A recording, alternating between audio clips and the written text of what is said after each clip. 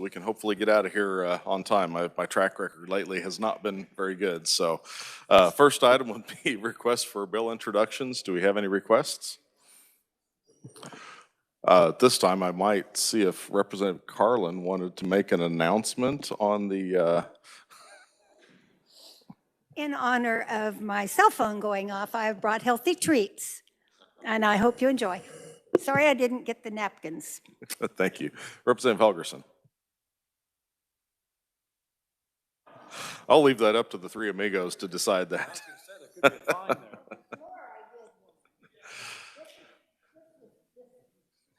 Okay. All right.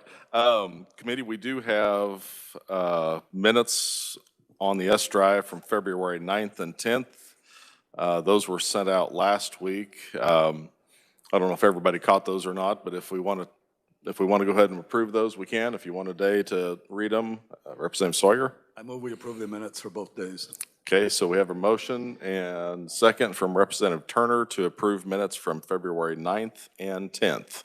Any discussion? Seeing none, all in favor say aye. Aye. Opposed, no. Motion carries. All right, we will go ahead and turn to our first hearing for the day, and that is HCR 5034, and I'll turn to the revisor's office for an overview, please.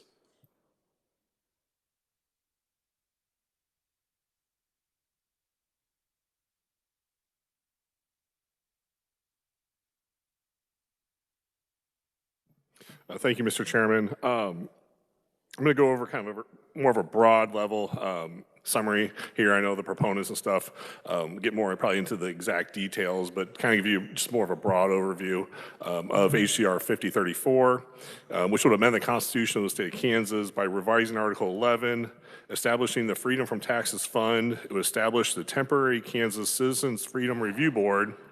It would authorize the board to review tax exemptions and approve or eliminate such exemptions. And it would provide for the elimination of motor vehicle property taxes and fees, state mandated and state imposed property taxes, and state imposed income and privilege taxes. The creation of the Kansas Citizens Freedom Review Board will be created upon successful passage of this HCR, and which the makeup of the board would be prescribed by law.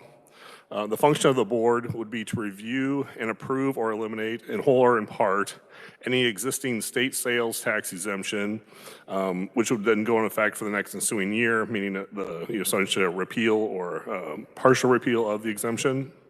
Upon completion of the review by the board and issuance of the determination on all existing tax exemptions, the board would issue a final report to be submitted to the governor, the state treasurer, and the legislator not later than 1 year following the effective date of the law, essentially creating the board, providing for the board in the provisions of the section of the HCR. On the date of the submission of the final report, the board would be dissolved.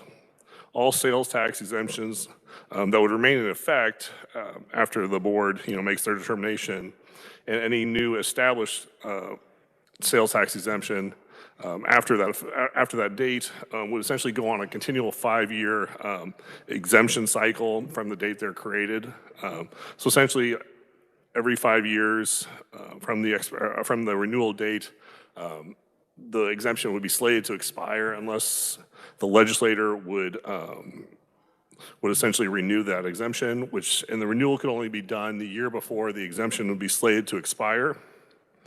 Following the elimination of the sales tax exemptions by the board, the state treasurer would annually identify in each year the amount of monies collected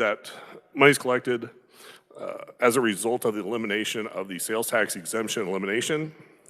The state treasurer would then transfer this amount of money to the Freedom from Taxes Fund, which is created pursuant to the HCR. Included in the Freedom from Taxes Fund, there would be 3 sub-funds, which would be the State Motor Vehicle Property Tax Elimination Fund, the State Property Tax Elimination Fund, and the State Income and Privilege Tax Elimination Fund. Each of these sub-funds would also have a corresponding reserve fund.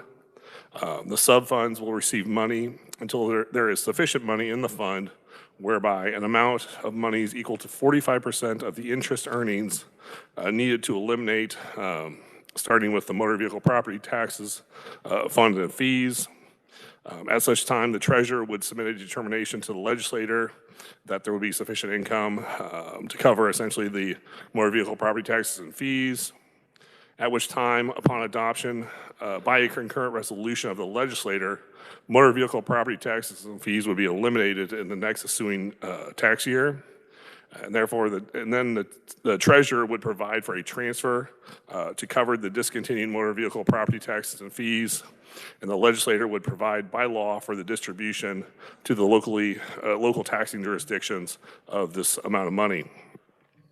Upon elimination of the motor vehicle property taxes and fees, the state treasurer would then transfer the amount of monies collected because of the elimination of the sales tax exemptions, now be directed into the state property tax elimination fund.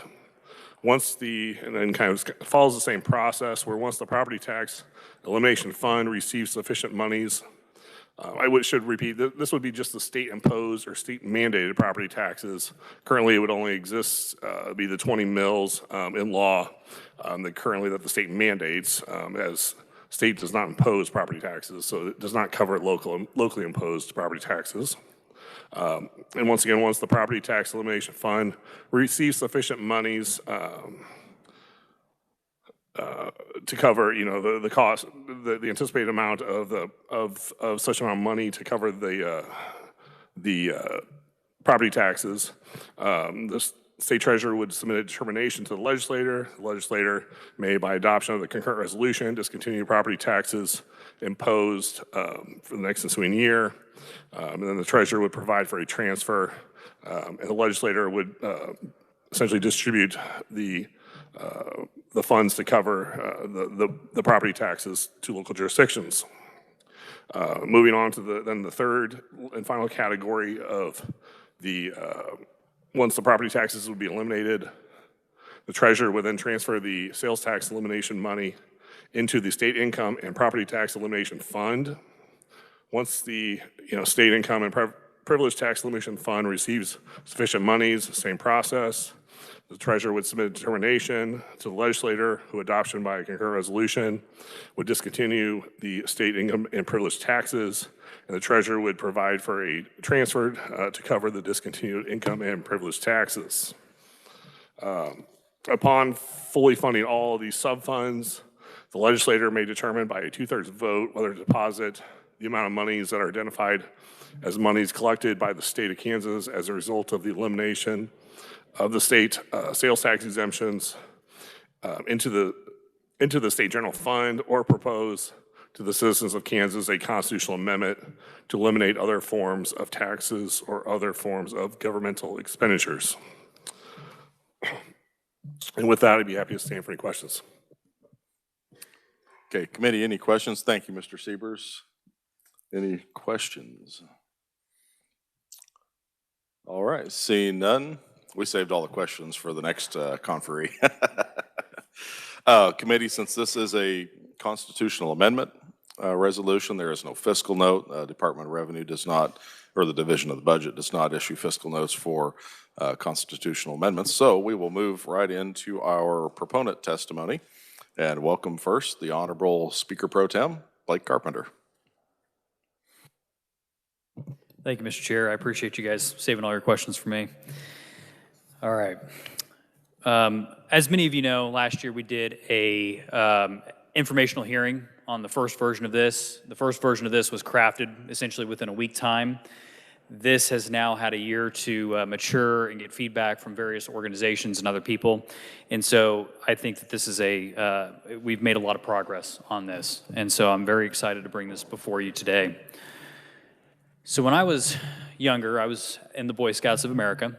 And one of the things that we were taught at that age was whenever we'd go hiking or camping was to leave it better than you found it, so that the next people behind you can have that experience and that awe with nature, essentially. And so that is what we're getting after with this. We are attempting to leave it better than we found it as far as the state goes. The decisions that we make here today, not just on taxes, but on all the policies that we have, echo throughout time and throughout the next several decades. So we are laying the foundation and the groundwork for what future legislatures will have to deal with. And that is essentially what this boils down to. We are laying the groundwork for responsible fiscal management in the future where it's a lower tax burdened environment for those that come within, well, not only within the decade, because phase one could happen within the decade, but all the way out in those other decades. So I'm going to keep this very high level. I've talked to many of you about this already, but more than happy to go into the specifics of it. The revisor did a great job on hitting the specifics of just what the fund does or how the mechanics and mechanisms are set up in it. But essentially what this is it's a permanent fund, or also known as a sovereign wealth fund. And it's creating it in the Constitution because if you don't put the protections around it that are constitutional, unfortunately, many of you have seen what happens in this building when that occurs. We can see it already with the Budget Stabilization Fund. It has almost $2 billion in it, and everybody has an idea on how they want to spend that money or the interest on that money. And so we have to be very diligent about how we set this up and making sure that the protections are in place so that this continues to work and that future legislatures or future governors do not attempt to take this money, because it will, over time, generate to be the tune of tens of billions of dollars or even hundreds of billions of dollars, and then that money goes specifically to the removal and elimination of taxes. There's three phases. First, the elimination of vehicle property taxes. Second, the elimination of the 20 mills. And third, the elimination of income taxes and privilege taxes in the state of Kansas. Now, based on very conservative estimates and based on really, you're kind of guessing to a certain extent on your projections with this, because whatever we do in the near term can impact this timeline. If we decide to lower the 20 mills to 15 mills and backfill that 5 mil loss with state general fund dollars, well, that means that phase two is hitting a lower dollar amount and it can go into effect sooner.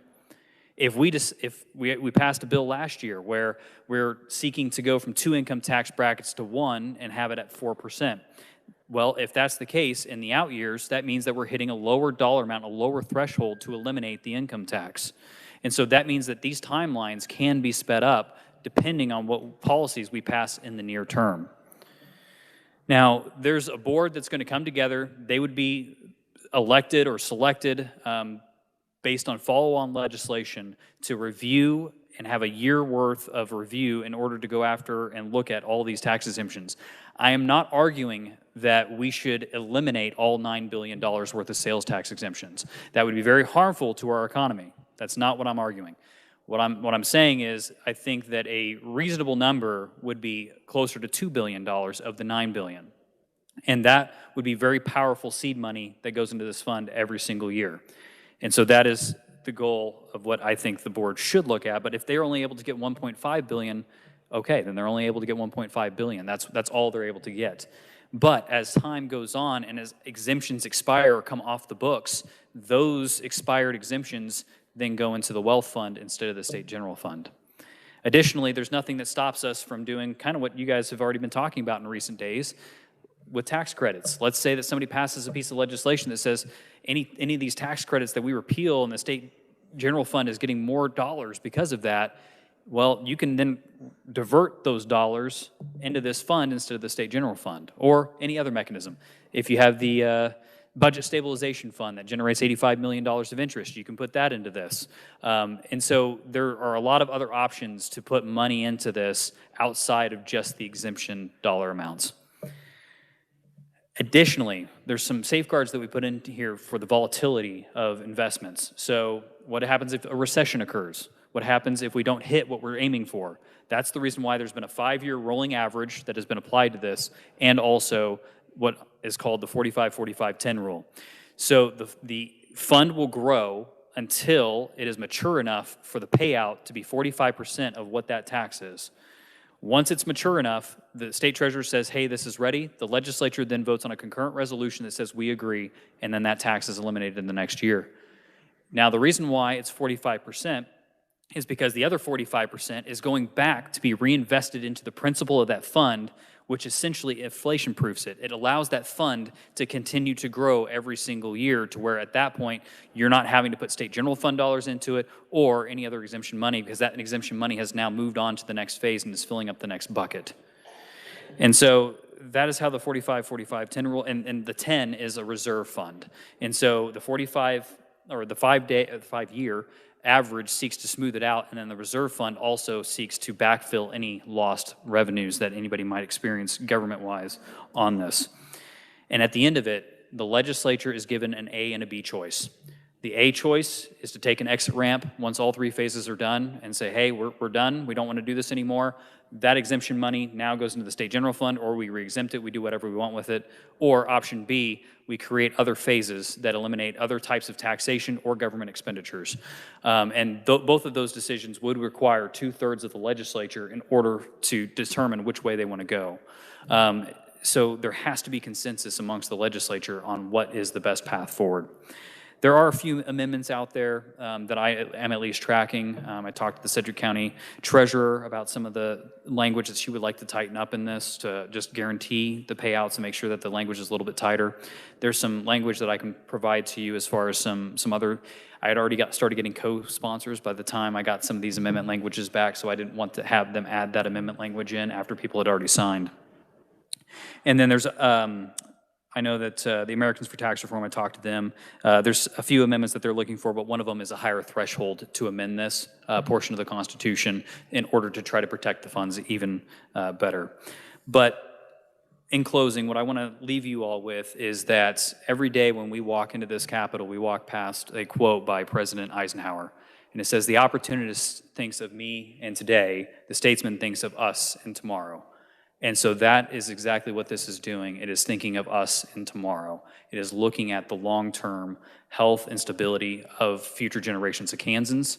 There's a lot of Kansans out there and a lot of Americans that are not as hopeful for their children or grandchildren right now with the way the politics are going in Washington, D.C., or even here in Topeka. And this gives them, I think, that light of hope in order to hope for better tomorrows. And so with that, Mr. Chair, I will stand for questions. Thank you. First, Representative Hoheisel. Thank you, Mr. Chair. Thank you, Pro Tem, for being here. I think this is a very interesting, intriguing idea. I know your proposed constitutional amendment is silent on this for a reason, but I kind of want to get into the mechanics of how the fund will work, investment-wise. Are we envisioning allowing the state treasurer to do this, or are we going to have a board set up similar to Capers board, PMIB? Are we going to let PMIB do this, or how is that going to work?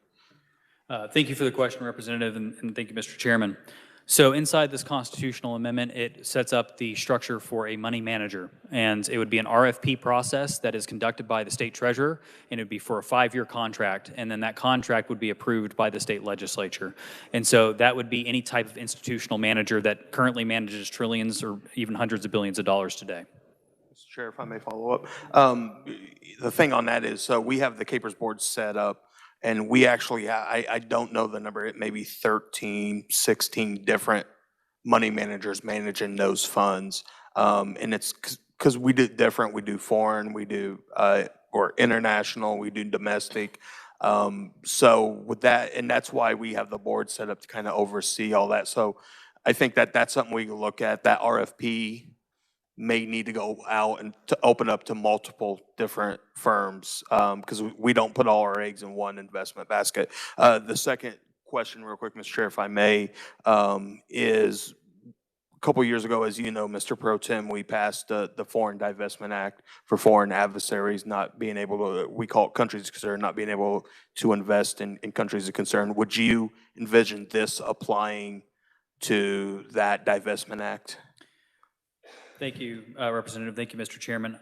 I would see that applying. Now, it says in here that the money that is collected must be done, it must be invested and reinvested by a money manager in a prudent and responsible manner in accordance with investment policies provided by law. So at that point, I would argue, does point to the foreign hostile entities that we no longer put our money into. I appreciate that, sir. Thank you, Mr. Chairman. Representative Sawyer. Thank you, Mr. Chairman. Obviously, I like this idea. My name's on the bill. I was looking at page 4, the first sentence there where it talks about the board shall review and approve or eliminate in whole or in part any existing state sales tax exemptions. I think we need to make that a little broader. There, we have items that just plain aren't taxed. They're not a specific exemption, but we don't currently tax them. For example, digital goods is one that comes to mind right away. You bring up a very valid point that has come up in other conversations that I have had before this hearing. If that is the will of the committee or the body, that is, I think, a shift in the policy proposal of just going after exemptions. If services, I think, is kind of where you're alluding to, were to be included in the sales tax, I think that that is a policy consideration that this legislature will have to make. It's not one that I've really taken a position on just because I've mostly focused on the exemptions themselves. But as far as funding the fund, whatever we can do in a responsible manner that allows us to do it, and if this body agrees, then I'm willing to have that conversation. Representative Helgerson? Mr. Chairman, part of the question goes to you and then the primary sponsor also. What is your plan for this? Do you want to keep it in here, pass it in the House, send it to the Senate, have additional conversations over this next year? If I may ask. I can answer that, Mr. Chairman, if you'd like. Thank you, Mr. Chairman. So my intent with this year is after this hearing is concluded, we've heard from the proponents, opponents, and neutrals, is to seek to go to House leadership, talk to the chairman, and see if this body is willing to consider taking this proposal up this year to send it to the full floor. After that, I have no intent of personally asking for this to run on the floor. If it's a decision that the body really wants to have, and they really want to have the debate on this on the floor this year, then that's going to be up to the will of the body and up to the will of leadership, but it's not something that I'm going to be requesting if it moves on past this committee this year. I do think that this conversation will continue to take place. I think that as far as the conversation goes, 2027, 2028 is what I think the more appropriate timeline is for official consideration of this and attempting to put it on the ballot. Representative Helgerson? You and I have had several conversations. I guess my question is, if we have amendments that we think will improve the amendment, do you want us to visit with you ahead of time? Do you want us to propose it now and try to improve the version? And again, that goes to both of you because I have a few ideas how to improve it, but I don't know if you want to look at that. Yeah, Representative, it's my intention, we're going to have the hearing on it today and see how that goes. And then if you do have some ideas, visit with myself or Representative Carpenter, and we can make the plan from there. I wish we had about a month left of committee time, but time is also running short. I do want to make sure that if we get this to the floor, it's in a version that is comfortable. If you have ideas to improve it, let's certainly have that conversation. But as of right now, my intention is to have the hearing on it and try to flush out as many ideas and thoughts as we might have on it, and see where it goes from there. And then, if I may, Mr. Chair, so as far as where I'm at, I feel like I'm a pretty easygoing guy. So, I mean, you can tell me, you don't have to tell me, though. While, yes, I've been working on it, I do respect a lot of the other members that are in here, especially because you guys have a lot more experience on taxes than I do. But at the end of the day, whatever we can seek to do to make this a more well-rounded policy, I'm all in favor of. I've got a quick question. Oh, Representative Sanders, go ahead. Thank you, Mr. Chairman. So take me through the original sales tax exemption elimination.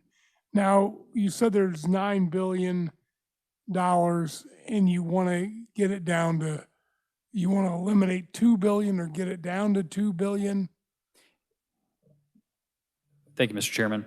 Thank you for the question. No, so the goal, I think, should be to go after $2 billion only.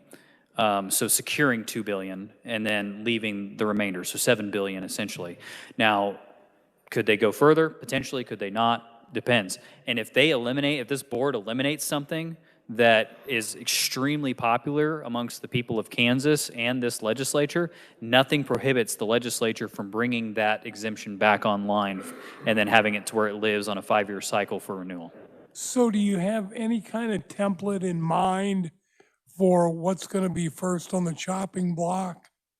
Great question, and many others have asked that similar question as well. So instead of me trying to pick the winners and losers, allowing the independent board to go in and choose and review and do a full study on what elimination of a particular exemption is it good, is it bad? I think that that is the role of this board, and that is the reason why we've sent it to the board, so that they can do their due diligence and their work on this to go through them all and then come up with what they want to eliminate. So how is this board going to be selected? It is prescribed by law. So essentially, if this were to pass on the ballot, the legislature would pass a law that creates the composition of this board. How many people you see envision on it? And would they all be legislators? I would probably say it shouldn't be legislators, because if it's legislators, then why don't we just do it ourselves? So at that point, I think that if you have an independent board that does it, they can come in, they can look at things fairly, and they can then do economic impacts. They can figure out what is best for the state of Kansas or not. And let's just be honest, I've seen polling that says, yeah, the people of Kansas trust this independent board more than they unfortunately trust the legislature. Thank you, Mr. Chairman. Thank you. Would this independent board be subject to COMA and CORA? I guess that depends on the legislation that we draft after this, but I would absolutely say yes, it should be. And the reason why is because it should absolutely be a transparent meeting every time they have a meeting. It should be broadcast. People should be allowed to testify. Anybody should be allowed to go in front of that board to make their case. And I think that both COMA and CORA should apply to that board. Is there any, because we'll have, obviously, if this should pass, we would have to have a trailer bill that establishes this. Is there anything else that we would need further legislation on to implement this? It does allow for further legislation. As far as the biggest thing that would have to be considered right after this passes is the board. Outside of that, how you could, I think, set some policy or some legislation around what Representative Hoheisel was initially talking about, with possibly an investment board, or somebody in the state treasurer's office creating a board to essentially help manage the finances. There's nothing that precludes that in this language. And then it also allows for us to pass laws that carry out this constitutional language as well. Okay, and one of the questions that kind of segues into one of my original questions was, we've got several buckets here, so let's take a look at the first one, the motor vehicle fund. Once that hits a certain point, that 45% matches what is necessary, is there anything in the amendment, or would we have to draw that up in legislation that allows for future growth? As the motor vehicle, the revenue from the motor vehicle operations, trying to think how to say this, that will change over time. It'll kind of fluctuate within each county. Does this kind of stabilize that? Does it have a growth factor in there to make sure that, the revenue that it's actually offsetting is actually kind of matching what the needs would have been should it still be taxed? That's a great question, Mr. Chairman.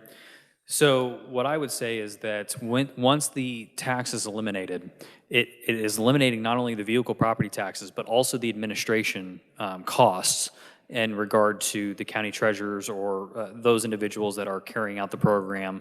And if you go in, instead of, okay, well, if you no longer pay motor vehicle taxes, but you're still paying a $40 administration fee, it covers that administration fee. So it covers those county departments in order for them to facilitate and fund this. So we're actually alleviating that portion of the county. Now, let's say that out in Wallace County, your population goes down by 200 people, and so that's 200 cars that are no longer on the rolls. With this, the county would actually be getting more money, and it's not based on vehicles because it's now based on the amount that was taken as a snapshot in time. And the thing is that this account is still continuing to grow year over year because of the other 45% that's being placed back into the principal. And so I believe, and I can do some more research on this, but I think at a certain point in time that fund will be growing faster than they would generate off of vehicle property taxes anyway. And so they'd actually be bringing in more money versus if we had just continued to tie it to the taxpayer. And so I think the counties that see a reduction actually end up seeing a lot more money within, and they don't have their tax base eroded further. As far as larger counties, maybe like Sedgwick County or Johnson County, the question is can that other 45% keep up with the amount of vehicles that are in those counties? And I think that over time it would be able to. Right, and that was actually addressed my question perfectly, because I just want to make sure it wasn't a stagnant number. Whatever that base year was, that snapshot that you referred to, it does continue to grow because of the reinvestment. Whether or not it's perfect apples to apples, I don't think you could create a formula that would forecast that. But no, that does answer the question. Thank you, Mr. Chairman. Representative Smith. Thanks, Mr. Chair. Thank you, Mr. Speaker. I was just wondering, since it's a constitutional amendment, do we have to have a constitutional amendment to change any part of it? Does that make any sense? It does. Thank you, Representative. Thank you, Mr. Chairman. Yes, so the reason why this is a constitutional amendment is, again, to protect the money. And so if anybody were to try to come after that money in the future, they would have to have a constitutional amendment again, which would require 2/3. Under the current proposal, it would require 2/3 vote of the legislature and then a vote of the people in order to try to get after that money or change any portion of this constitutional amendment. You're welcome. Representative Essex. Thank you, Mr. Chair. Thank you for being here. I have heard this bill over and over again, and I'm just so intrigued. I'm beating it to death, sorry. Yeah, no. I love the idea. So I might have asked you this before and forgotten. Has anyone else done anything like this? Are there other states that have tried or modeled anything like this? Thank you for the question, Representative. Thank you, Mr. Chairman. So the concept is not wholly new. So there's over 100 countries that have some version of a sovereign wealth fund, and there's states actually here in the United States that have what are called permanent funds. So some of the easiest examples to point to are Alaska or Texas, and so they have funds. Alaska has a little over $80 billion in their fund currently, and it funds large portions of their state general fund. What I would say is that a lot of those entities have taken the first step in creating the fund, and that fund is now paying out to the government, and the government is then using that money to pay for services or other things like that. Where I would say that we are going the second step is that not only are we creating the fund, but instead of just creating the fund and giving that money to the government for us to just spend, it's going and it's tied directly to tax relief for the taxpayers. So it's eliminating a tax. So when it eliminates that tax, it's leaving that money in the taxpayer's pocket, but the government is still held whole. And so that is where this starts becoming a little bit more unique in the sense that it is specifically for the elimination of specific taxes.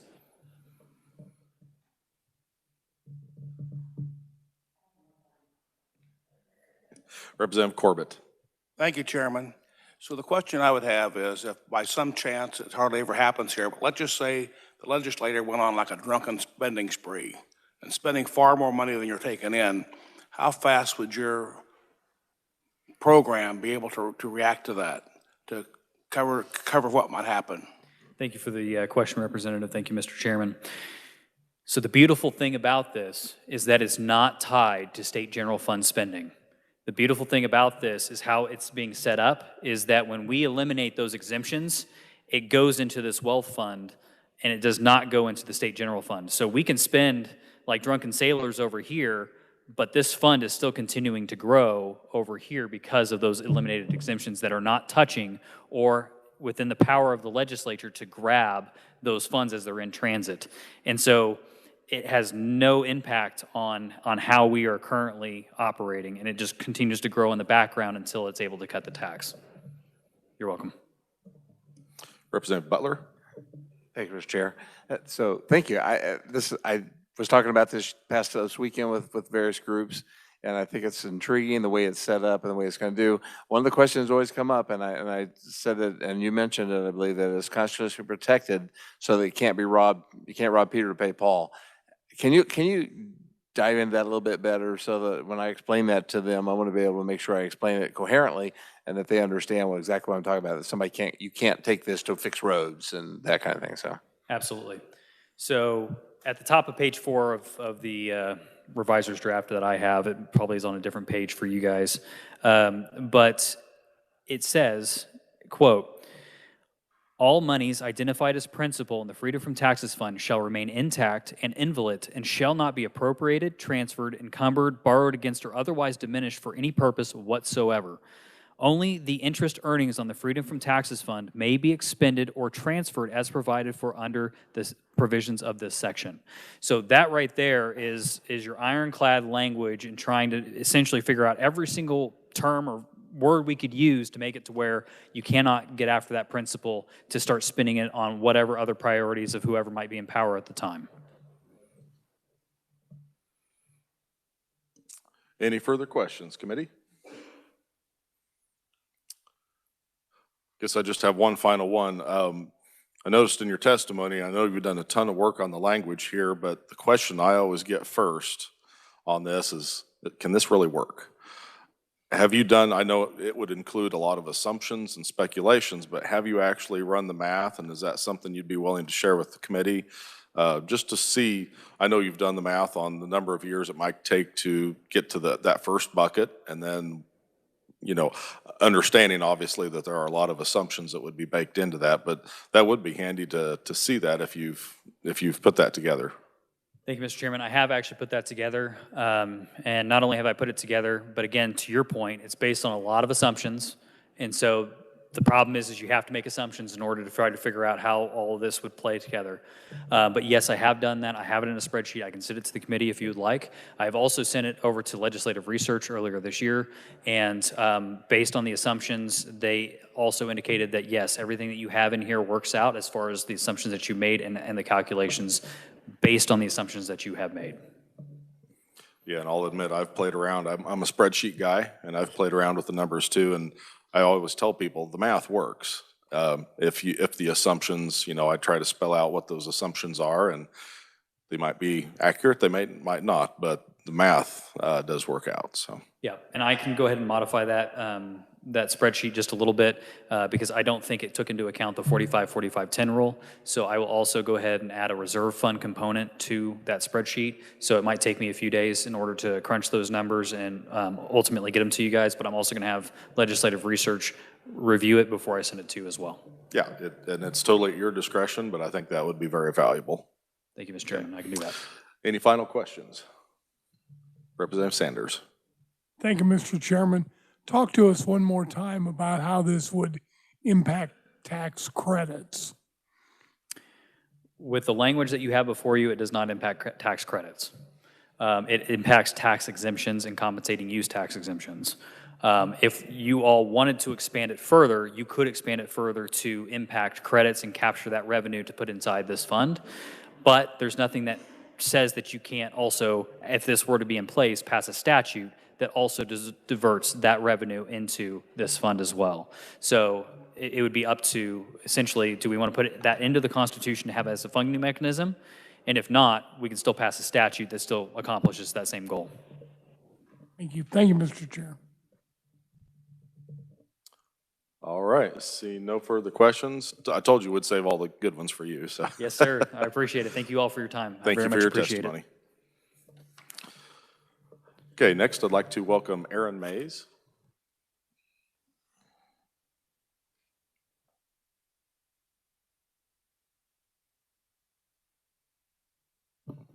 Thank you, Mr. Chairman, members of the committee. My name is Aaron Mays, here representing the Kansas Association of Counties. Grateful for the opportunity to testify and as a proponent on this bill. Obviously, the previous conferee is much more versed in the details of the bill, so I won't speak to that. I will tell you that we are generally supportive of real property tax relief. We feel that this bill would do that, although it would be a slow burn. It could be decades before we really see the impact of this, but we do think it's an investment in the future of taxation in Kansas. A couple of things that we really like about this is that the fund is constitutionally protected from sweeps. We think that that would actually ensure that the fund grows over time. And then on a lighter note, I would say that I do not want to serve on that committee. So I'll be happy to stand for any questions. Thank you. Committee, any questions? All right, seeing none, thank you for your testimony. Is there anyone else wishing to speak to the committee as a proponent on the resolution? Seeing none, I would draw your attention. We have proponent testimony from Brian Norman, Brandy Bailey, and Paige Terryberger. For opponent testimony, I'd like to welcome first Timothy Graham. Don't see him here. That might be written only testimony. We also have, looks like that's written only also, Leah Fleiter with KASB. Okay. We'll move on. Is there anyone else that would wish to speak as an opponent? Okay, seeing none, we'll go to our neutral testimony and welcome Dave Traubert. Long time no see. Thank you, Mr. Chairman, members of the committee. It's great to be here. First of all, we want to start by recognizing the tremendous amount of work that went into this by not only Representative Carpenter, but probably a lot of other people, staff and others that went into it. I know he had a wide range of people he spoke with, and that's a lot of work. I also want to recognize that we really like the thoughtful way of going at this piecemeal rather than try to do everything at once, to start with, basically to start with the vehicles, and that's kind of the proof of concept, and then moving into it. So it's very orderly. We like that. The only reason we're neutral is because we would prefer to see legislators make the decision rather than a review board, or maybe have the review board make the recommendations. But that's it. I'll be happy to stand for questions. Thank you very much. Committee, any questions? All right. Representative Sanders. Thank you, Mr. Chairman. So I'll ask the same question the chair asked of our previous proponent. Will it work? I have seen some of the numbers, and based on what I've seen, based on the assumptions, yes, it would work. What you can't really predict how long it would take. It could take longer than you think based on some of the assumptions, but eventually, yes, it works. All right, seeing no further questions, thank you again for your testimony. Is there anyone else wishing to appear before the committee as neutral? Seeing none, we do have written testimony from Spencer Duncan, Jim Benage, Taylor Nickel, Marvin Matchett, and Michael Proctor. Okay. Committee, that concludes the hearing on HCR, I forgot the number, 5030, I think, 5034. We'll now open the hearing on House Bill 2570, and I'll turn to the reviser for that.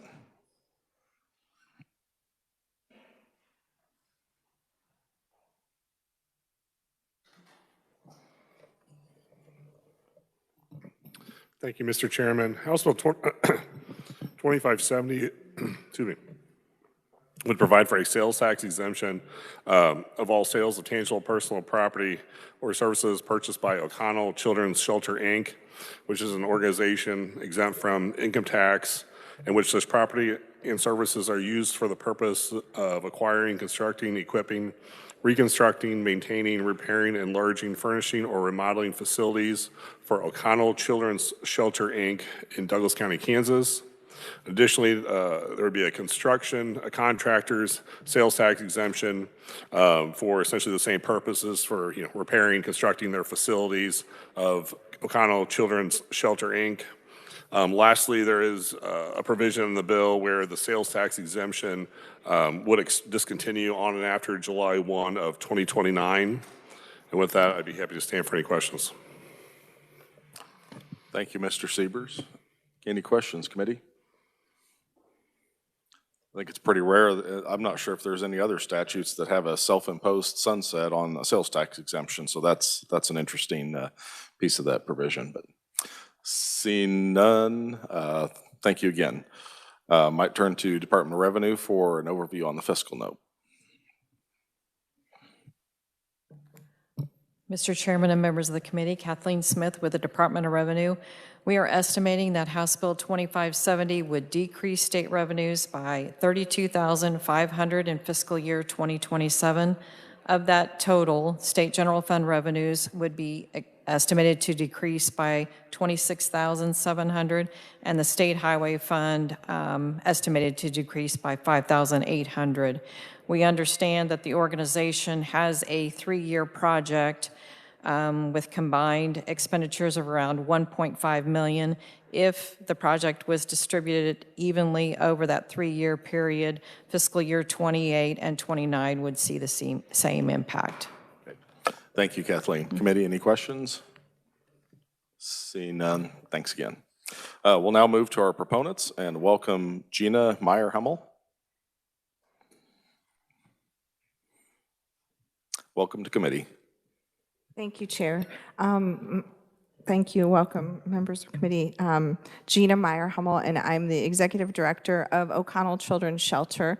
For those of you who I haven't had the privilege of meeting before, this is my 33rd year of taking care of children and families in Kansas. I have worked in both the public and private sector. I was the former secretary for the Department for Children and Family Services and worked for the Attorney General also. I'm now in my 7th year as executive director of O'Connell Children's Shelter. And O'Connell is an agency that's in 50 years of existence this year, and we take care of the most vulnerable young Kansans. And so what that means for you all is we take care of kids in foster care, those who have had upwards of 40 and 50 placements who can't make it in other places come to us and we take care of them. So we've been doing this for 50 years. Mrs. O'Connell donated her 120-acre farmstead, which we sit on the city-county line in Douglas County in Lawrence, Kansas. So we've been working hard to keep families together, to keep young people, get them what they need to stabilize and move on and be productive citizens. So for 50 years, we've been doing that work. Last year, you all approved for us to open the first Juvenile Crises Intervention Center, which will stand up later this summer. And we're continuing to build on that project and the services to our most at-risk juvenile justice-involved youth. So that's really what this is aiming to do, is to make sure we can continue to do the great work to take care of those youth who otherwise might end up in our detention centers. So really, we're saving money, taking care of the state's kids and taking care of young kids in the foster care system. So you've helped to fund our services, the state funds our services, and we're simply asking that we be tax exempt for purposes of building to continue to take care of those young people into the future. We did self-impose a 3-year sunset, knowing it's a really difficult year. We understand that. We understand this is an unusual ask, but we are in the middle of building and would simply like to be exempt for the next 3 years while we finish the building that we've started. I'm happy to answer questions. Thank you very much for your testimony. Committee, any questions? Representative Howerton. Thank you, Mr. Chair. I just want to speak up for this group. They do phenomenal work, and they do work with the hardest of hard kids, and they make a difference. And there's a lot of return on investment with them. And so helping them out with this project would mean a lot to them because it's hard. And the work they do is hard, and I'll support them in any way. So thank you. Thank you. Committee, any further questions? And I would reiterate, we calculate those fiscal notes based on the impact to the state with the loss of sales tax revenue, but it's impossible to measure the indirect good that it does. So thank you for what you do. Thank you for your mission, and thank you for your testimony. Thank you so much. I appreciate it.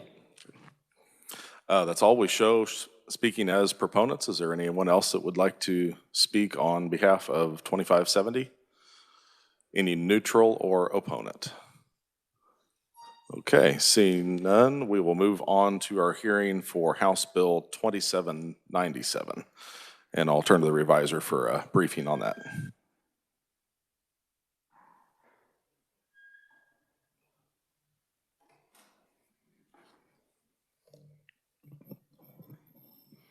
Thank you, Mr. Chairman. House Bill 2797 would provide for the rounding of final transactions amount if payment is made with cash. Under the bill, if the final transaction, when a purchase is made with a cash transaction and the amount is less than 5 cents, the transaction would be rounded up to 5 cents unless the exact remittance could be provided. For cash transactions, when the final transaction would exceed 5 cents and the payment cannot be provided as remittance by the payer or exact change cannot be given by the payee, the following rules would apply. Transactions ending in 1, 2, 6, or 7 cents would be rounded down to the nearest nickel, and that transactions ending in 3, 4, 8, or 9 cents would be rounded up to the nearest nickel. For non-cash transactions, the final transaction amount would be calculated by rounding to the nearest 1 cent. For any entity accepting cash payment, the entity shall apply the rounding practices in a consistent and transparent manner at the point of transaction. Rounding to the nearest amount would not alter the sales price, the amount of tax owed or collected, or any surcharges, assessments, or applicable fees imposed on the sale. And with that, I'd be happy to stand for any questions. Thank you, Adam. I got to be honest, this bill just doesn't make sense to me. Sorry. The only question I have here is we have some shalls in this regarding cash transactions. Is there anything in here that would prevent, for decades, we've had these little bowls next to the cash register to give a penny, take a penny. Is there anything in this law that would prevent a retailer, if they so choose, to have something like that that would kind of help be just kind of a little stock of pennies if they wanted to prevent any, if they ever had a customer came in and the transaction was rounded up and they actually did not have enough money, the retailer could provide the change? Yeah, I see nothing in the bill that would prohibit that. Okay, thank you. Committee, any questions? Representative Hoheisel. Thank you, Mr. Chair. Thank you for that breakdown. I just want to make sure, and from my reading of the bill, I don't think it's a problem. But could, under this, a business refuse a penny if the customer wanted to pay an exact change to the penny? There's nothing in here that would prohibit that, correct?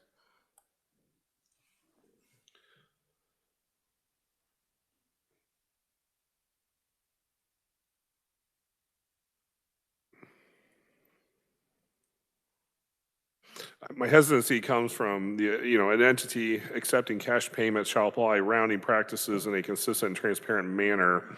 I don't believe anything in the bill would prohibit what you're stating, that if somebody had exact change, they should be able to just give the exact change that they would have on them.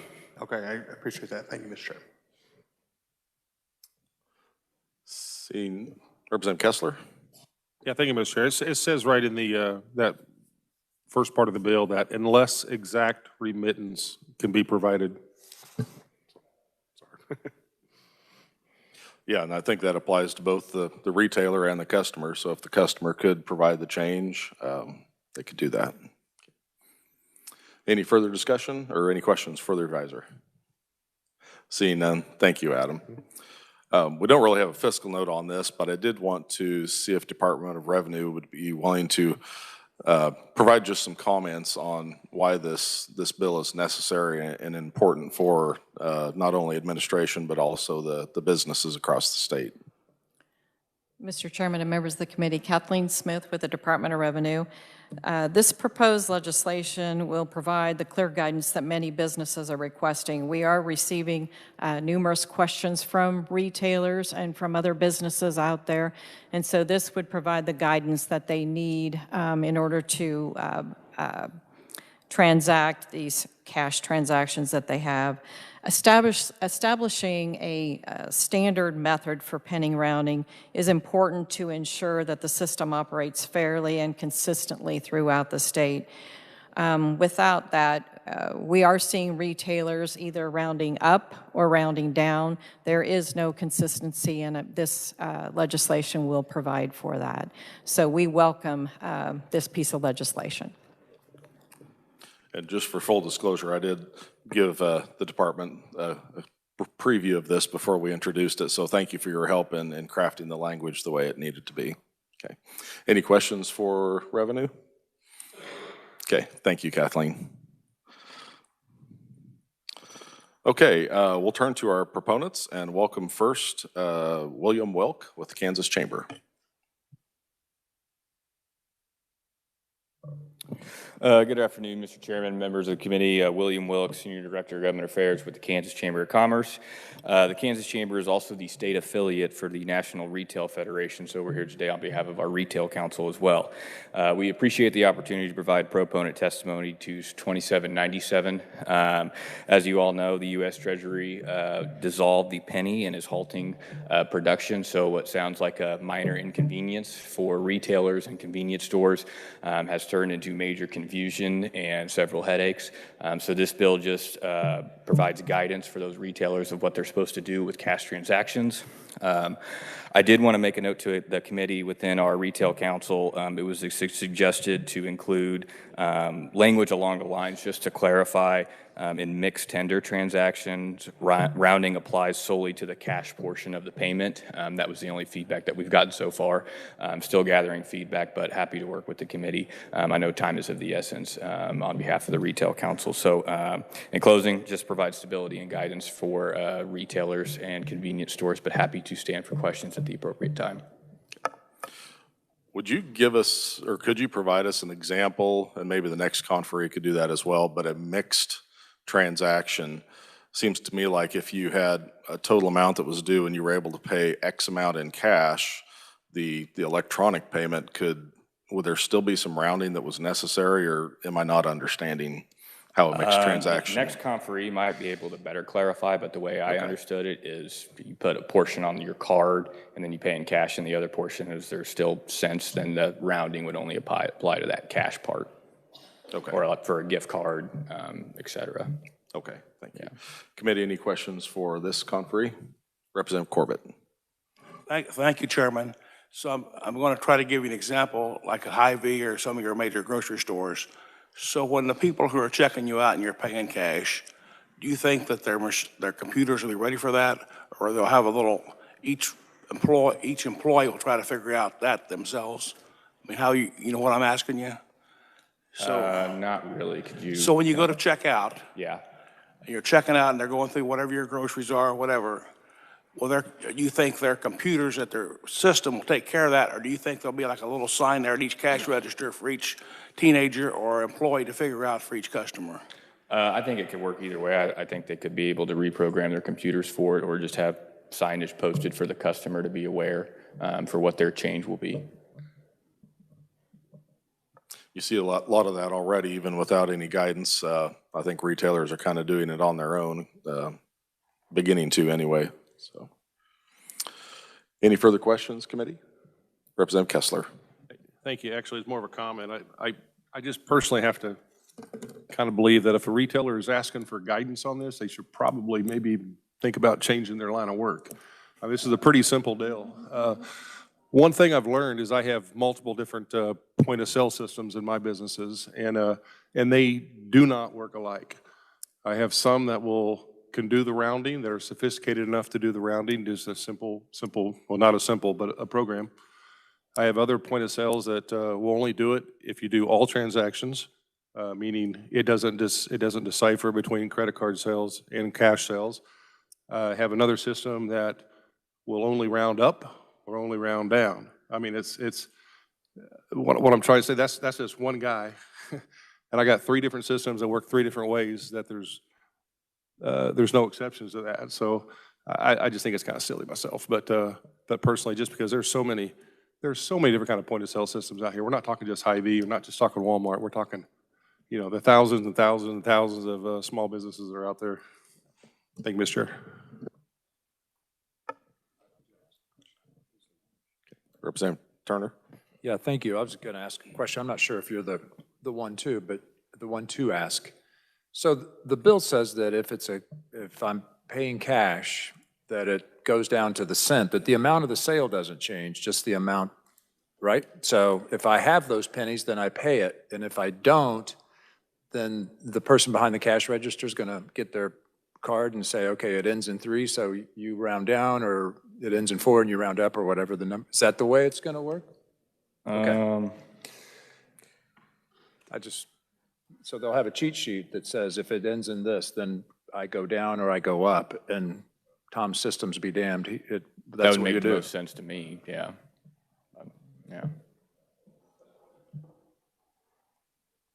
That would make the most sense to me, I think. All right. Thank you very yeah, much. Yeah. All right, seeing no further questions, thank you for your testimony. Thank you. Next, we'd like to welcome Brian Postler with Fuel True. Did I get your last name right? It's Postler. Postler, okay. Thank you very much, I Mr. said that Chair. as soon as it came out of my mouth. I'm like, I don't think that's correct, but. So thank you, committee, for allowing me a few minutes of your time today. Fuel True, as many of you know, is the statewide nonprofit trade association. We represent all the fuel marketers as well as the convenience stores across the state of Kansas.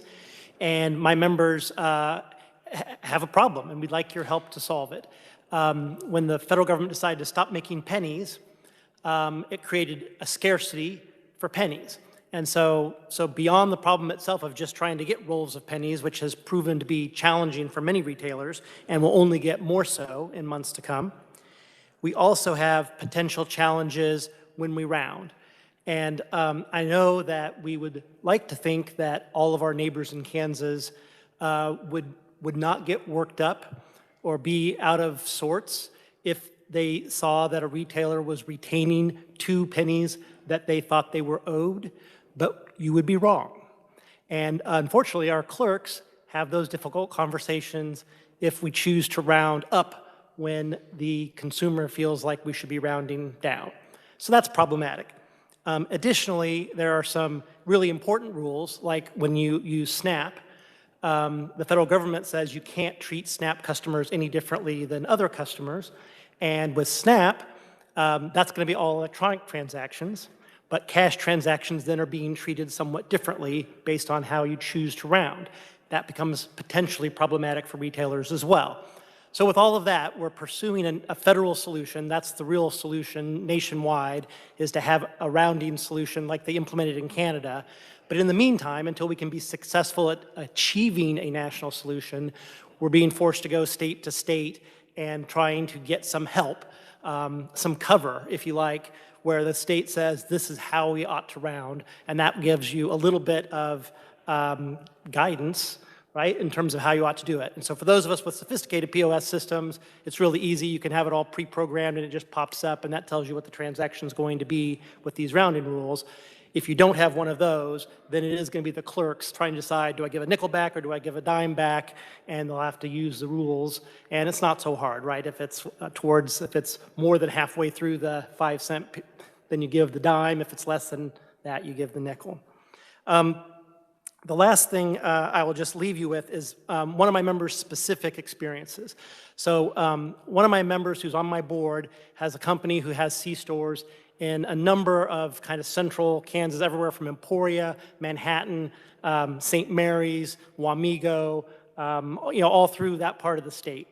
And she's been choosing to always round in the customer's favor. Saves the problem, don't have angry customers giving you a hard time, right? So always rounding in favor of the customer.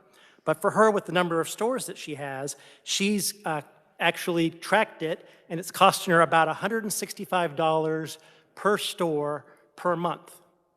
And so in her situation, and she's not one of my biggest members, she's a kind of moderate-sized member, that's going to be $60,000 a year it costs the business based on the difference between the rounding and the actual transaction, what it should have been. So it does start to add up, right? So it's a hassle, and it's a little bit expensive, and we just need a little bit of help to say, this is how we're going to round, and we can all agree it's going to be the same way. So with that, I'll stand for any questions.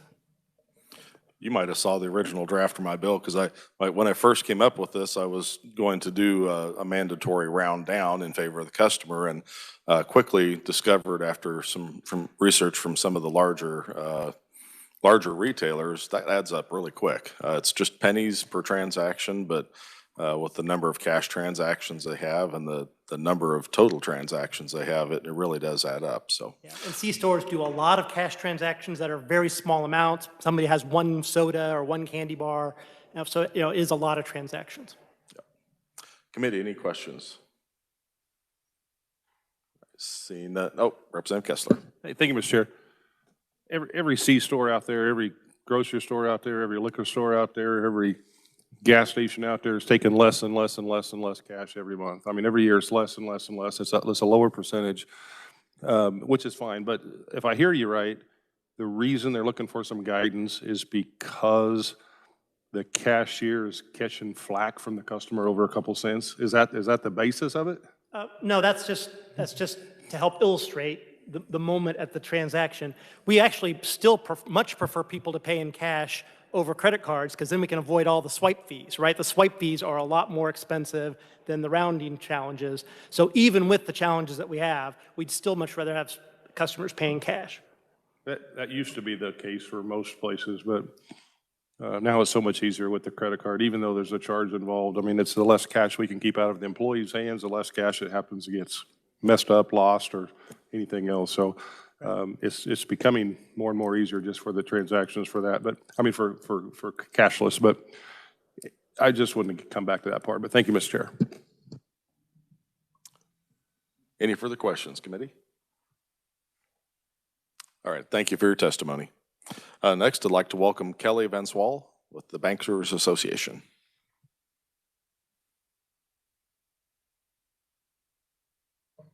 Hi, good afternoon, Mr. Chair, members of the committee. Kelly Vanswall with Kansas Bankers Association. Thank you for the opportunity today to testify in support of this legislation. I do want to clarify, we have a shortage, but not how you would think it. We still have pennies out there. We're not producing new ones, but we have about 250 billion pennies currently in circulation. We just don't have new ones that are being added there, so circulation is slowing down, and then the news of it kind of created a scarcity mindset, which had lots of retailers and consumers calling their banks, panicking about stocking up on pennies before the penny was gone. Most people, myself included, have a large jar somewhere in their house full of change, and this will be my pitch to please take that to your bank so we can put the pennies back into circulation and keep them going. But that aside, as we worked through this challenge, we realized there was no clear federal or state guidance on rounding. Other states have introduced something similar to this, and at the federal level, we have the Federal Common Sense Act that we're still trying to push through. But we do need this guidance, not only for our retailers, but for our banks. So with that, I would respectfully ask the committee to consider a potential amendment, and that is in this bill to add either to the definition of cash or to create a new cash transaction definition that includes deposits, withdrawals, exchange of currency, or other payments, so that we can make sure we capture what's happening at the financial institution as well. An example I'll give is if a customer comes in and has a $250.98 loan payment and they want to pay in cash, we want to make sure we're following the same rounding protocols as everyone else. And we actually can't round, we can only round currently in the favor of the consumer, because otherwise we could be charged with conversion for holding on to their payment or their property. So once we have the guidance, we can follow the same rules as everyone else. But I'd be happy to stand for questions at the appropriate time. That actually segues into the very question I had for you is, does this bill run afoul of any federal guidelines that you have? Like you mentioned, you have to round down. How does this bill reconcile with what you have to follow? Because there's no rule saying we have to round down, but we can't convert or hold on to the customer's property or accounts. But if there's another rule in place like this with guidance, we can defer to that rule. But since there currently isn't one, we just have to assume that we can only do it in that way. And I will say the Federal Reserve did put out statements that they're going to be committed to recirculating the existing coins and keeping them out there. So we have that from them, but we don't have any rounding guidance. All right, committee, any questions? I know my bank's running a special. If you bring in $5 worth of pennies, they'll give you $6 in return for that. So. What a deal. Thank you. I'm holding on to my wheat pennies still, though. Someone asked me if pennies would be more profitable now, like, will my penny be worth $20? I was like, no, your penny's still a penny. Just bring it in. Yeah. Thank- Give it 100 years, it might be worth a little bit more. Excuse me. That's all that I show speaking before the committee on House Bill 2797. Is there anyone that I missed that would like to comment? Opponent, neutral, opposition? All right, seeing none, we'll go ahead and close the hearing on 2797. We do have a little bit of time left. I know Monday we had scheduled to work Senate Bill 402. I had announced on Monday that we had some amendments that were being prepared. I think those are ready now. So with the committee's indulgence, we might take up Senate Bill 402. And I'll first turn to the reviser for an overview on that, please. Thank you, Mr. Chairman. Senate Bill 402 relates to the Homestead Property Tax Refund Act and the Safe Selective Assistance for Effective Senior Relief, also referred to as the Safe Senior Tax Credit. Under the bill, it would modify the definition of household income for the original homestead refund. It would provide for an eligibility exception for claimants who are required to live away from the homestead by reason of health or other hardship. It would provide for one homestead refund claim form, essentially combining both homestead programs, the refund claim form into one, instead of having two forms, there'd be one.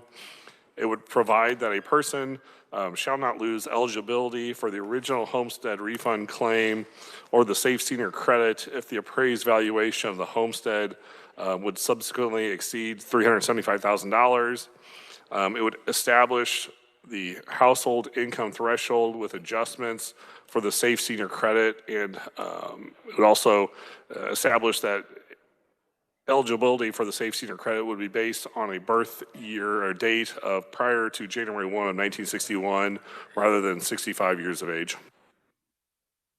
Thank you, Adam. Committee, any questions for the reviser on the bill? Seeing none, I'll go ahead and open it up for discussion. Any discussion? Representative Turner. Thank you, Mr. Chair. You know, one question I asked when we heard this bill was if the due date was still the same. And I asked that because I had a constituent a couple of years ago that, as you mentioned this morning when you were addressing a group, a lot of people don't know about these credits. And then by the time she found out about it, the due date had passed, because the due date currently is a very hard April 15th. So if you find out about it on the 20th, technically you don't get it. So it's odd to me that we've developed something for folks that are truly in need because of the income threshold and the housing threshold. So I have an amendment that would move that out. I actually proposed it in a bill last year possibly, and I just asked the reviser to resurrect it, but it sets it on the same timeline as your regular income tax. So if your regular income tax, you file it by April 15, but then you realize later that you didn't include something that you could have, you're able to go back and pull that in for a period of 3 years. So that's what this amendment does. Did I say I had an amendment? I'm sorry, I have an amendment, and there's the speech for it, and there's the amendment. Okay, so we have the amendment on the table. Representative Hoheisel has offered the second. I'll give everybody just a few minutes to get that in their hands and take a look at that.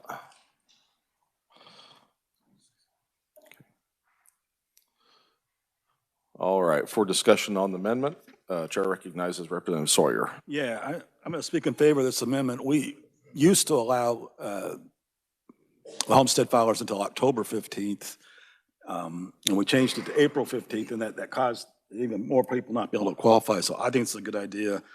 We have these programs there to help people, and having a hard April 15th deadline never has made any sense to me, so I definitely support the amendment.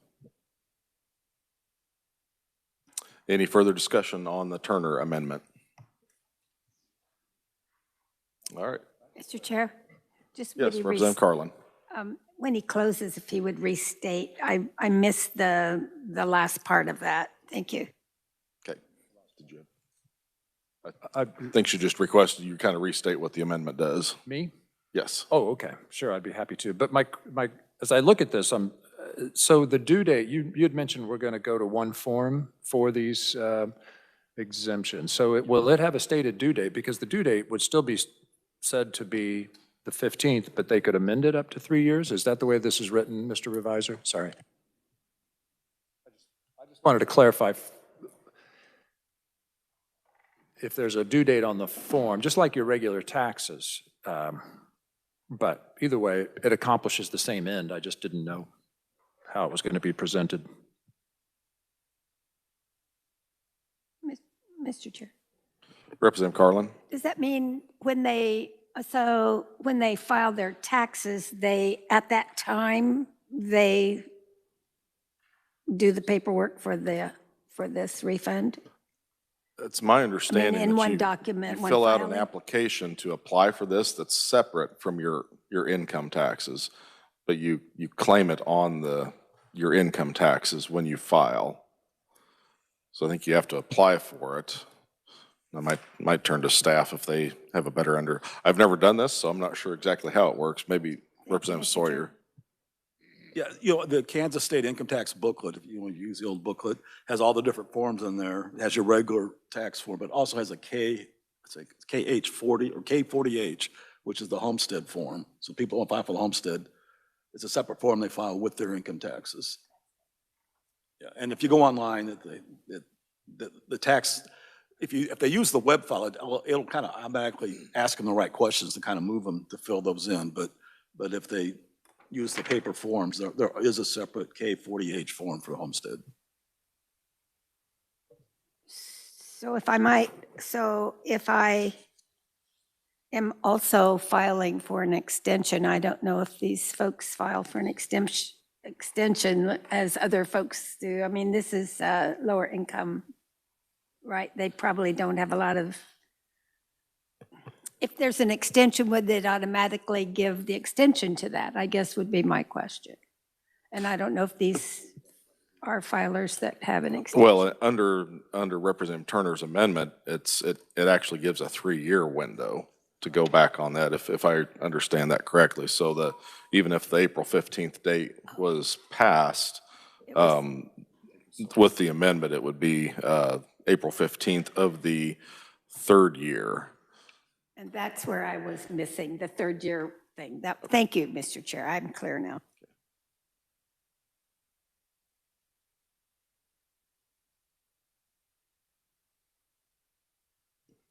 I don't know.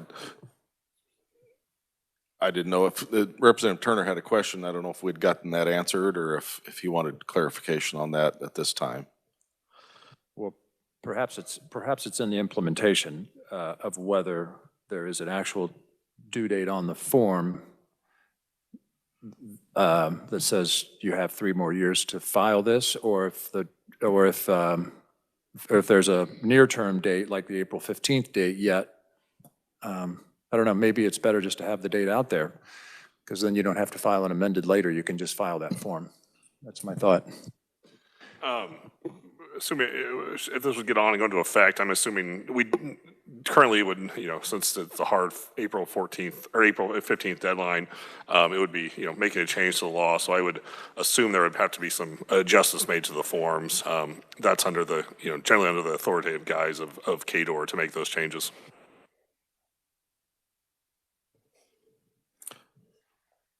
So would they have to file an amended return, or that would just be at the discretion?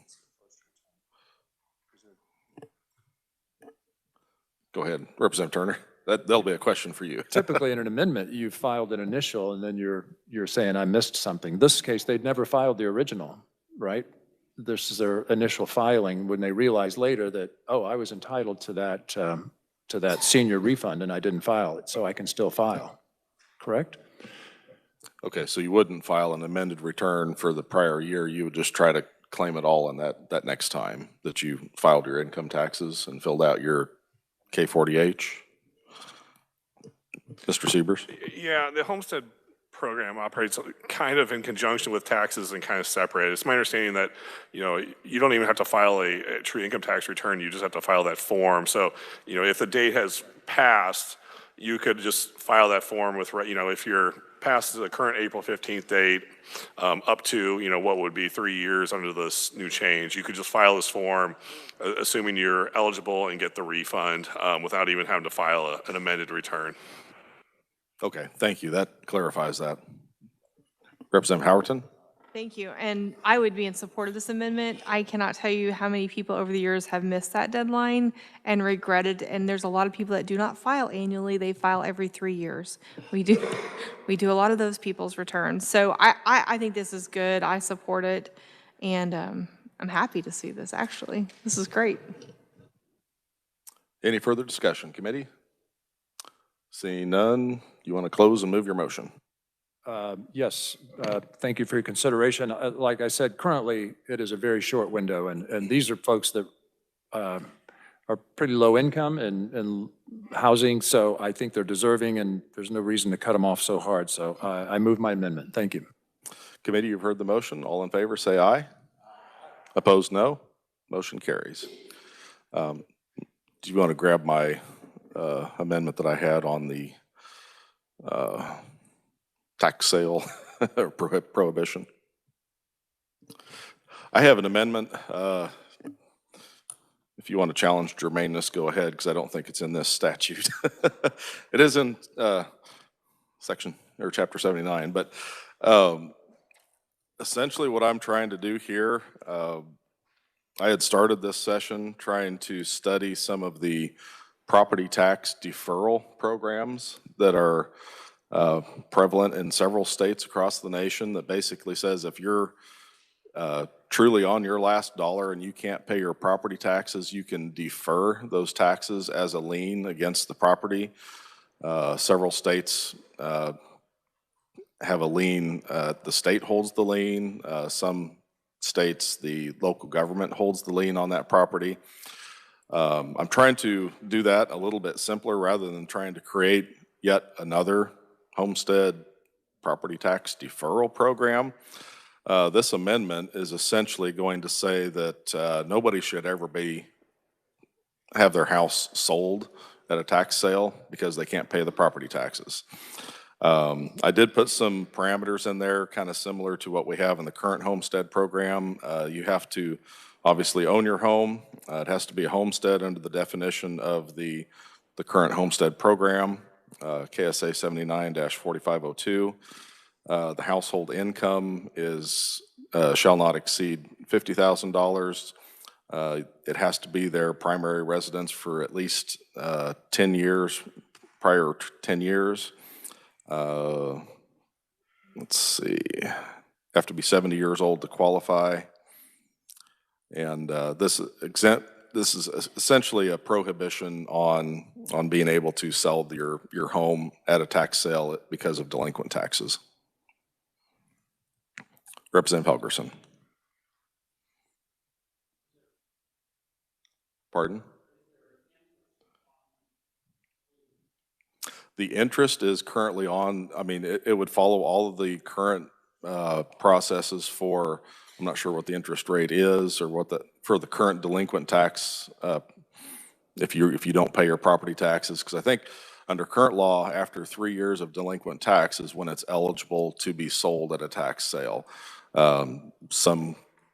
Some counties don't have a tax sale every 3 years, and in my county, we don't have them very frequently because we just don't have enough properties or parcels to make it worthwhile. So this would follow all of the same rules, interest, fees, penalties that would go against the property as a lien.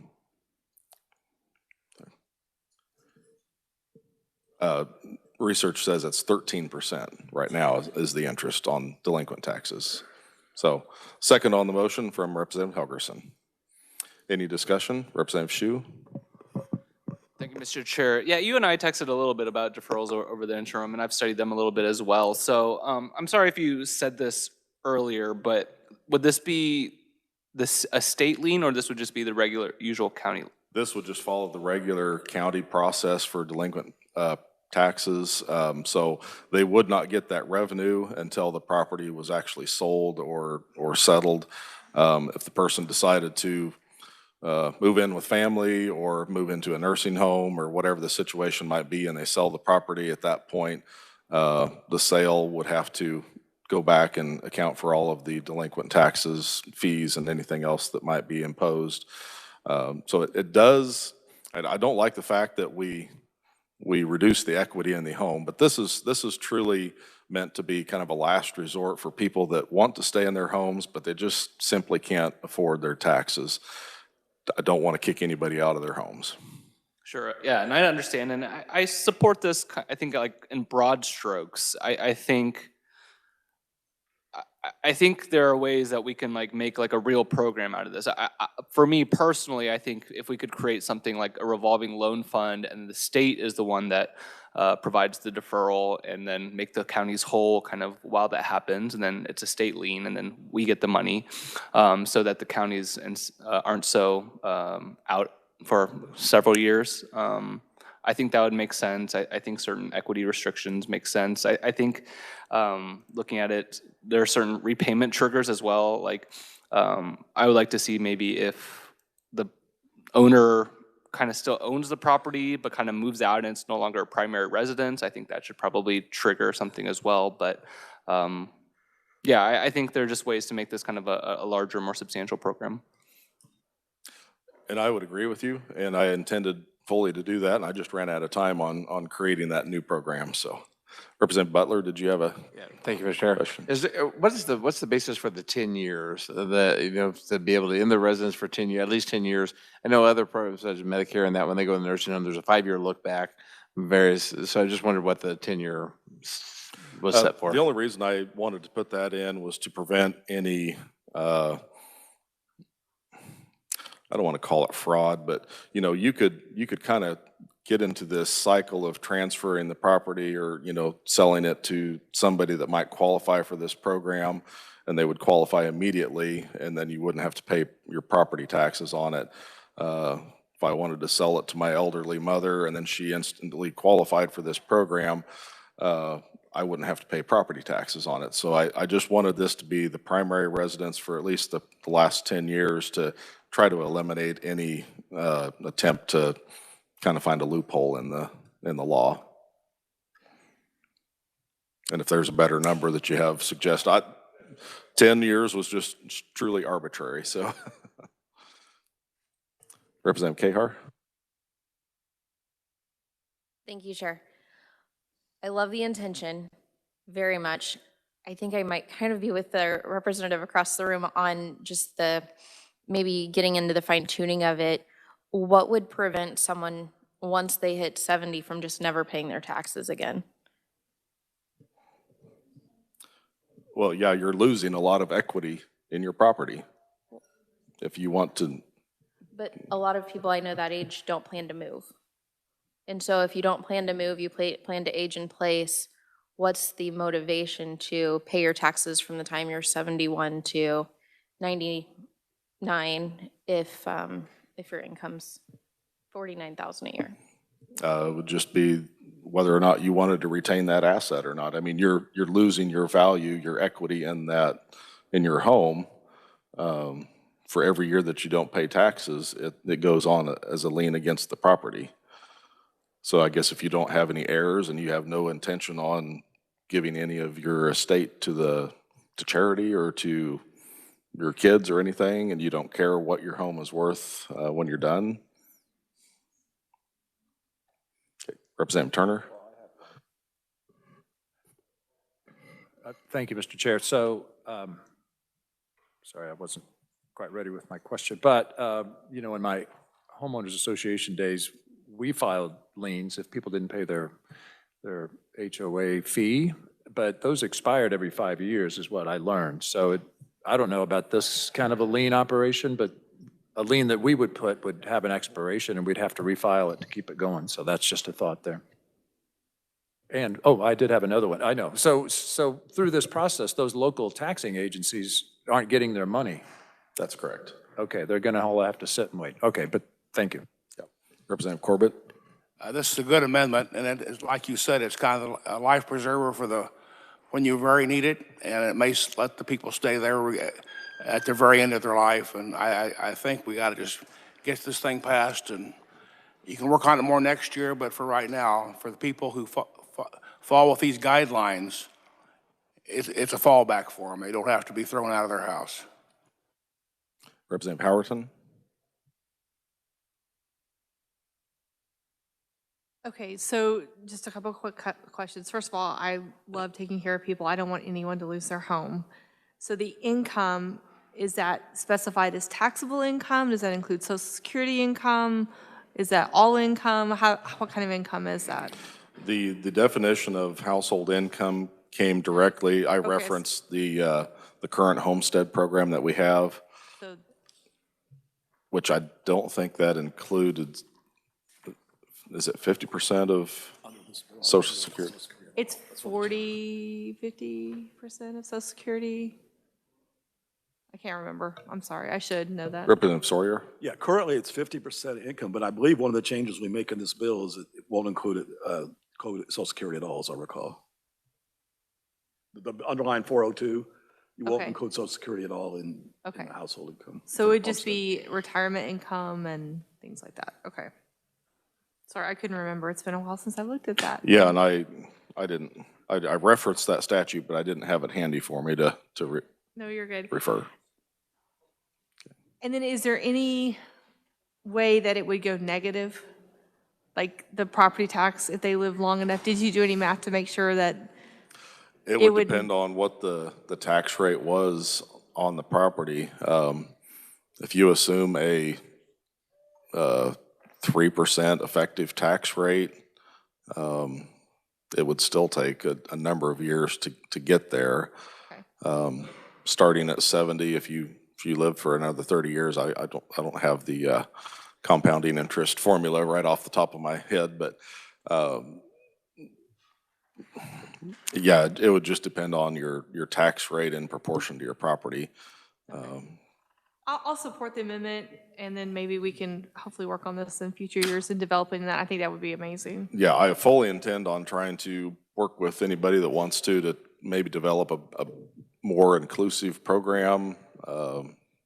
One last question, and now I forgot it. Oh, it was really good, too. I forget. I'll come back. Okay. Representative Kessler? Thank you, Mr. Chair. I heard the question, but I didn't pick up on the answer. Was there any fees or interest or anything associated with this? Yes, the current fees, anything, if you have delinquent taxes now, the interest is 13%. And if it actually goes, right now, if it actually goes to a tax sale, there's more fees that are applied to that. But this is prohibiting these properties from going to a tax sale. So it should just be the interest against the outstanding or delinquent taxes. Oh, okay, that answered it, thank you. So that was, I actually like the program, but I was trying to think if this was going to be kind of like I heard earlier, what if they just, if they qualify for it, just automatically don't do it, kind of use it like, almost like a cheaper reverse mortgage or something like that. And that's what I was trying to get answers for, thank you. Representative Howerton? Thank you. I remembered. Have we passed prior legislation kind of exempting these people from property tax? Do I remember that wrong or something? For seniors, we just talked about it. We just never had legislation on it. No, there's nothing that fully exempts them from the tax. Yeah, no, just been proposed, not passed, but. Correct. Okay, thank you. Representative Sawyer? Yeah, I just make a quick comment. I agree with everything that Representative Corbett said. I think this is a good way to help protect those seniors who can't, they just can't pay their taxes. They've been in their house their whole life. The value of the house may have gone up a lot from what they originally paid for it. And I think we need to do something to protect them. So I support it. No, I don't think that's the first. Ken and I have agreed a few times over the years. Mr. Chair. Representative Shu, and then Carlin. Yeah, thank you, Mr. Chair. Yeah, I think, again, agreeing somewhat with Representative Kahar, and maybe we'll vote on the amendment and we can fix it on the floor if we need to, but just kind of tightening the screws a little bit. I think the case could be quite common that a couple could be in like a $500,000, $600,000 house and still have, especially if Social Security is not included, an income of less than $50,000, and then they could just start not paying their property tax just because they don't want to. And so if we can just kind of tighten the screws a little bit, I'll keep thinking about it. Representative Carlin? Ooh, I'm not sure that my comment at this point fits the discussion, but I'm assuming that someone could have a really bad year, say their, health is really bad for a year, and a lot of seniors do go through a year or two of bad health and then get better. So they could always pay the taxes another year. So it wouldn't be forever and ever. It's just, so there's nothing precluding them just getting back in and carrying that lien. Yes, Okay, absolutely. And they could still continue to make payments even if they couldn't pay the entire tax bill. And any payments that they made toward it would obviously go back as equity in their home. Okay. Representative Kahar. Thank you. And sorry to be negative or kind of the devil's advocate here. So the situation where somebody has freeloading adult kids living in their basement, living at home, parents getting older, they potentially could be contributing toward household income, yet they are not, could contribute it toward property tax, yet they're not. Are we doing, and then say maybe even the senior passes away, is there an annual verification that that adult is still living to qualify for the tax credit? Or is this tied to the deed where they can live there in perpetuity with no property tax? Thank you. There's nothing in this amendment that requires a form or an application or anything on an annual basis, but if the homeowner passed away, something would have to be done with that property through probate or, through the estate. If they passed away, unless it's like in a trust or something, I guess. I'm not sure what all the different legal ways to handle that would be, but I guess if you have multiple people living in the same home, if they're making an income, it's considered household income. But if they're, to use your words, if they're freeloaders and they're just living in the home, there wouldn't be any income there to go against the limit that's in the proposed amendment. Not sure how you'd handle that situation.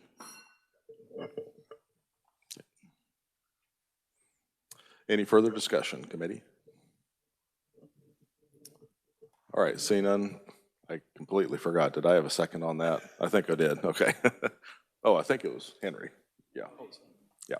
Okay, all those in favor of the amendment, say aye. Aye. Opposed, no. Motion carries. All right, we're back on the bill. Any further amendments? Representative Sawyer.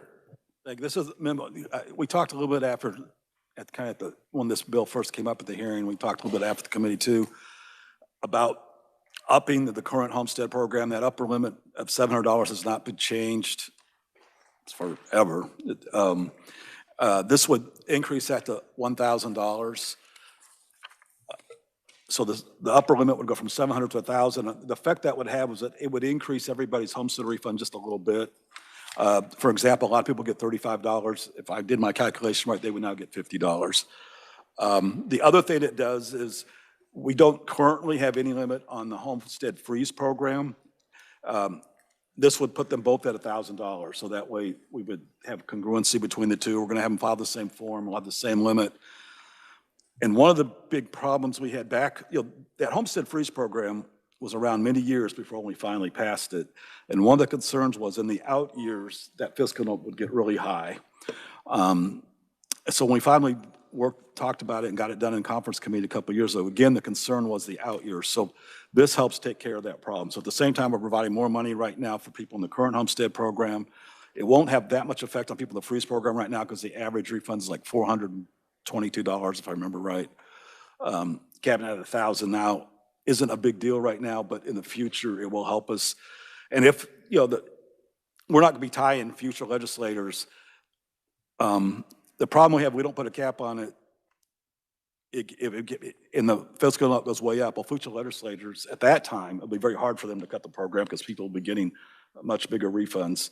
Capping it now prevents that from happening. But if our fiscal situation is good in the future legislature can always decide to raise the cap. The money's available, they can raise it. So this is, to me, is a real fiscally responsible way to do this.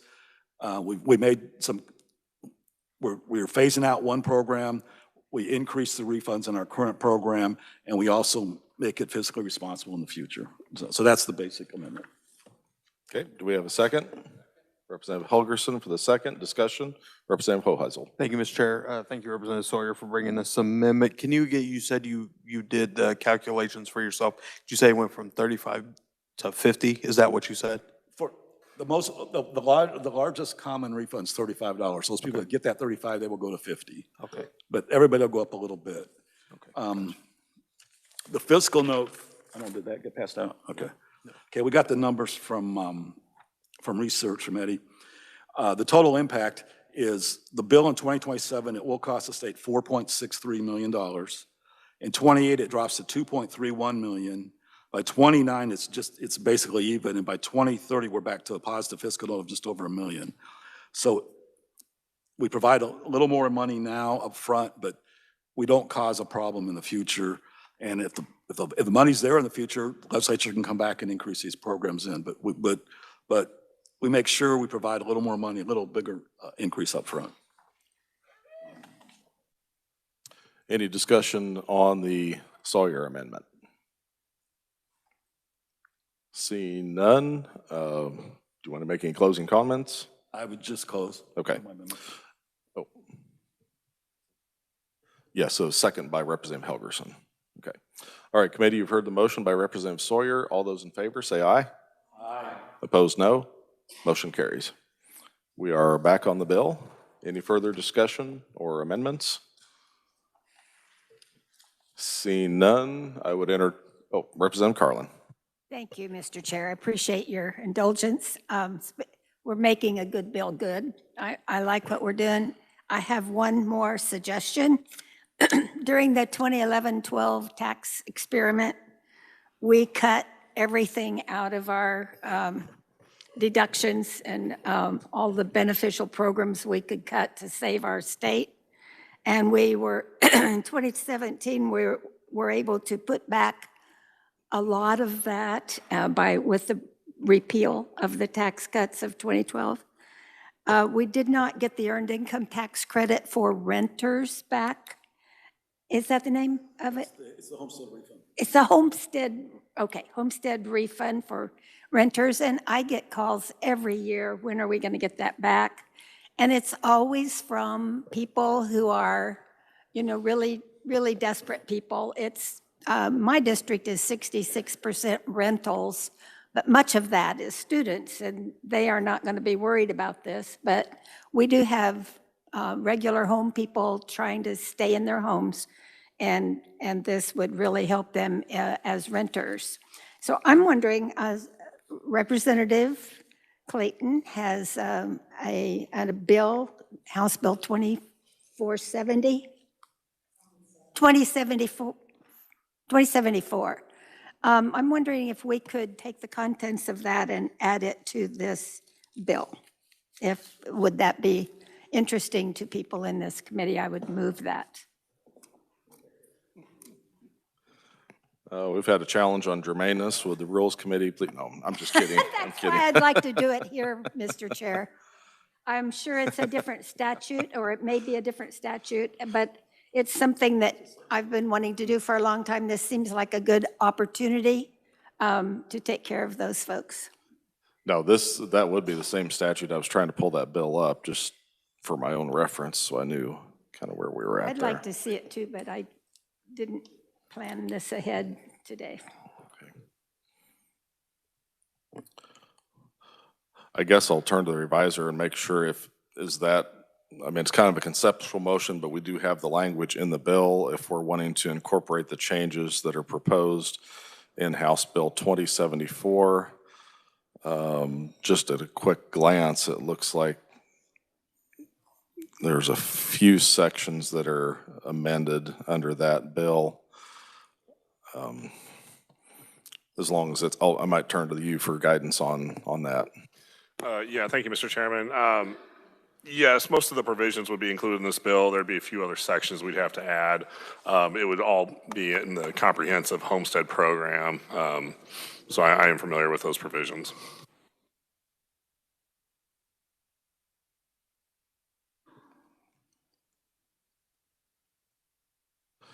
There was a question about the fiscal note. I'll turn to Eddie to see if he can address that of adding this provision. House Bill 2074 was introduced last year, and so its fiscal note would be a little bit out of date. However, the Senate had a bill that had the same provisions in it, introduced this year, and I'm trying to find that number really quickly. The estimated fiscal impact was $14.1 million per year once it goes into effect. The estimated fiscal impact was $14.1 million per year. Now, that doesn't include possible effects that might be associated with the other changes made with this bill. That would have been adding renters to the homestead program as it currently exists. It might be a little different with some of the other provisions in this bill. Yeah, because we've currently increased the limit from 700 to 1,000, so that could potentially have an impact. I guess I might turn to the revisor to answer this question, but if you're a renter and you're not paying property tax, how is your credit or your refund determined? Or maybe Representative Howerton would know that.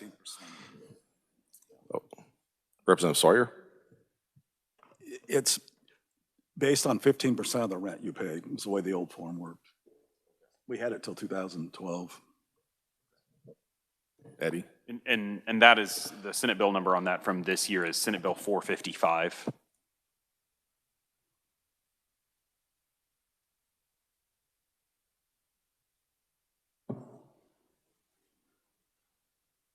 Okay.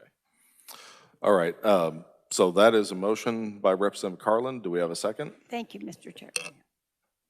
Representative Shu for the second. Discussion on the bill or on the amendment. Representative Hoheisel. Thank you, Mr. Chair. I'm going to oppose this amendment. I think this does warrant more discussion, and it may be a good idea. The fiscal note I'm worried about, especially with the current situation that we're in right now. I'm worried that if we add this amendment to the underlying bill, it makes it harder to get the underlying bill above the line with the fiscal note attached. So for that purpose, I will oppose this amendment. Representative Howerton. Thank you. I too will be opposing this amendment. I think the underlying bill amendments that we've passed so far deals specifically with low-income people, and there's income limitations on that. And this is a very broad, it's 33% of Kansans rent, and so it's a very broad credit for people. So I'd like to just keep the bill focused on who we need to focus on, which is low income. Thank you. Any further discussion on the Carlin amendment? Seeing none, Representative Carlin, you can make some closing comments if you choose. Thank you, Mr. Chair. Well, I just think we give away a lot of money in here to a lot of things. And this is something that my constituents, many of them have depended on for many years. And it was taken away from them and not given back when we gave back everything else. I just would appreciate your support, and I apologize that I didn't have the bill in front of me to get this on paper for you to see, but I moved my amendment. Thank you, Mr. Chair. All right, committee, you've heard the motion by Representative Carlin. All those in favor say aye. Opposed, no? No. The noes appear to have it. The noes do have it. Motion fails. Any further discussion, committee? If not, I have one last conceptual amendment. And my apologies, this one's really not that important or critical, but on page 7, line 25, the Senate decided to rename this program the Kansas Golden Years Homestead Property Tax Relief Claim Form. I'd just like to strike Golden Years and make this a consistent program. Everybody kind of understands this as the homestead program. So I would just make a motion to strike Golden Years, and from then on, it's just considered the Kansas Homestead Property Tax Relief Claim. Okay, we've got a second from Representative Carlin. Any discussion? Seeing none. I agree. It's been around a long time. That's what people know. Okay. Yeah. Okay. Seeing no further discussion, all those in favor of the motion say aye. Aye. Opposed, no. Motion carries. Any further discussion on the bill? Seeing none, I'd entertain a motion on, would this be a substitute? Have we made enough changes to, not substantial? Okay. Okay, so Representative Hoheisel. Thank you, Mr. Chair. I move that we pass out Senate Bill 402 favorably as amended. Got a motion by Representative Hoheisel, second by Representative Kessler. All those in favor say aye. Aye. Opposed, no. Motion carries. All right, committee, thank you. I am not doing well this week, am I? My apologies. But that concludes our business, and we are adjourned.